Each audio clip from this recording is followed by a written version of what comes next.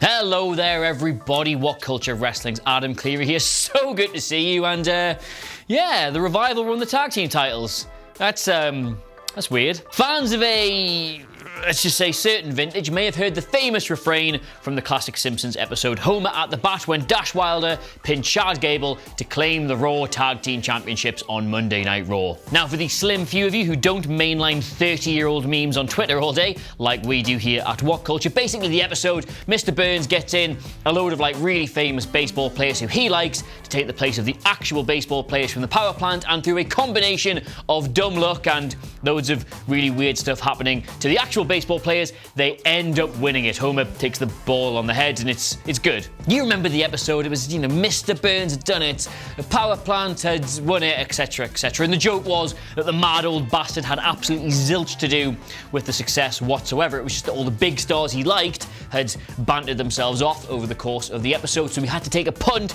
on those he actively despised.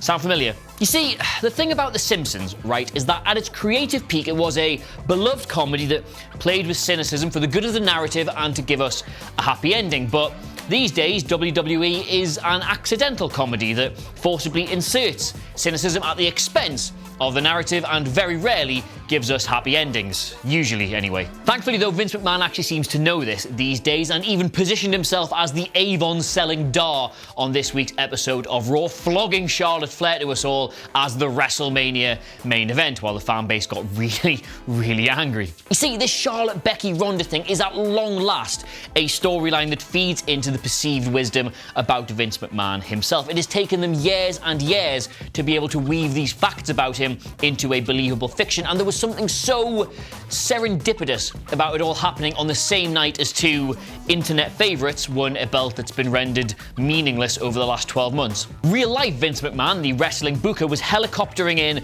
the safest pair of hands he has to save a division, all while Vince McMahon, the character, was hijacking the women's one. It's cute symmetry when you look at it, but it was hard to watch either segment on Raw last night and not have a lot of disdain for both. Just gonna put all your minds at ease here for a second. Becky Lynch will definitely find a way back into that WrestleMania 35 main event. You have my cast iron guarantee on that one. Not even WWE are daft enough to look past the momentum of the man going into the grandest stage of them all. I'll even put it in business terms for you. The PR alone from having her sitting on the sofa on Good Morning America that morning with her era-defining t-shirt and her newly won championship is...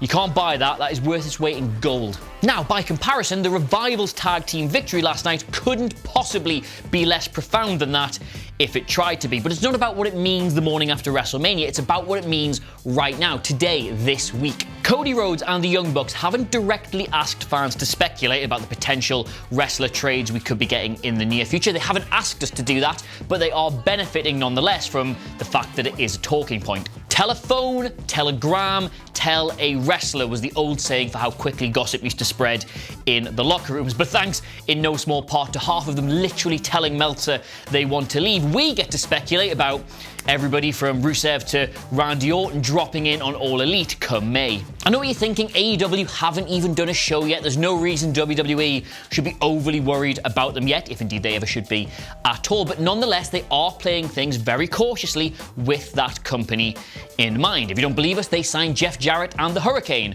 over Royal Rumble weekend as producers. Now, yes, they are both very talented and benefit the company on their own merits, but that was as much about them signing them as it was stopping AEW from doing the exact same thing. It's an arms race, basically. The most recent episode of Being the Elite featured MJF, it featured Billy Gunn, and it featured Kenny Omega. And what you've got there is a brilliant up-and-coming wrestler, a fantastic backstage producer, and one of, if not the best wrestlers on the entire planet. Now, Double or Nothing will sell out much in the same way as All In did, but All Elite are now trying to make sure they have a full house in the crowd as well as a full house backstage. And thus, your new WWE Monday Night Raw Tag Team Champions suddenly became in very, very high demand. Scott Dawson and Dash Wilder's main roster debut is definitely something that is worth going back to watch on the network if you find yourself with 10 spare minutes. It is episode of Raw 1245 on the 3rd of April 2017. I think all of that's correct. It's opened by Roman Reigns saying literally just 5 words. It is headlined by Finn Balor, giving us another false dawn, but the highlight of it all is their debut. Entering to an absolutely monster pop, which is admittedly probably from the same crowd who sat in the same building 48 hours earlier and watched them depart as NXT icons. They answer the New Day's open challenge, kick over that ice cream truck in a now legendary moment, and that's them. They absolutely muller all three members of the New Day, legitimately injuring Kofi Kingston in the process, and their message from start to finish is playtime is over, so are the Revival, get the out of our way. Now, one senses it probably wasn't Vince McMahon in Corey Graves' ear telling him to say yes, yes, 1,000 times yes when they made their debut, but it didn't matter because the crowd were literally sat there going yeah to their theme tune at all the moments in that song where you go, yeah, you remember it. It was so brilliant. For once, an NXT call-up was actually going to live up to all of the hype. For once, there was going to be nothing that bad booking could do in the face of great wrestling. For once, an act wasn't going to be more over on being the elite than they literally were on WWE's own main roster. We thought, didn't we? What we actually got was fuck the Revival. Vince McMahon famously doesn't even watch half of his own product, never mind what the Young Bucks are up to over on that YouTube's, but had he heard their catchphrase for the other best tag team in the world, he likely would have taken it as a direct instruction. As it was though, fate managed to take the piss out of them long before he could, with Dash breaking his jaw 11 days into their debut and Dawson rupturing his bicep when they got back together in July. They weren't fighting fit properly on the main roster until December of that year, and there was no Christmas Miracle. They were only really permitted wins over Heath Slater and Rhino. They got buried long and hard and deep in that absolutely horrendous angle on Raw 25. Dear God, I thought I'd never have to talk about that again. Then after that, they were just confined to the pre-show. New year, same old Vince. 2018 was then a year of virtual stasis, I guess you'd say. For the pair, they had a really bad program with the B team and then got given Lucha House Party match after Lucha House Party match after Lucha House Party match. And then something just snapped with the pair. They were given one Lucha House Party match too far, and as reported by Frightful and later picked up by the Wrestling Observer, literally still in their wrestling gear on the January 14th episode of Raw, they asked for their release. Like, compare that to when the Wyatt family thought they'd hit rock bottom. That was at least at the hands of The Rock on WrestleMania. What was this by comparison? But then something of a minor miracle, because in their robust refusal to take any more of Vince's he relented, which feels really, really weird to say. And the two have been on a winning streak on Raw ever since, and as we all know, that's literally all it takes to get to the top of the tag division. Thus, this week, they finally defeated the makeshift duo Done Good of Bobby Roode and Chad Gable to a pop not heard since they made their initial debut that night in Orlando. Now, at this stage, it's still unclear whether or not Vince relented to their demands because A, he really, really cares about them and wants to keep them on the show, B, he really, really doesn't care about the tag team titles, or C, Dawson finally shaved those damn sideburns. That's a callback to the start, the Simpsons bit.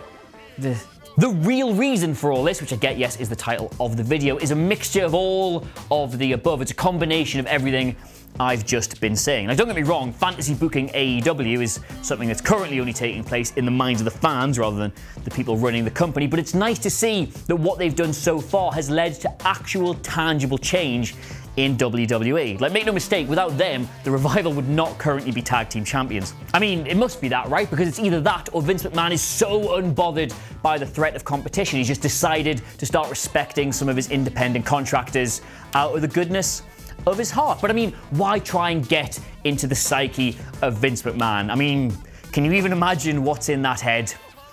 Trish Stratus, nothing but a pair of marigolds, giving Steph a bath in milk.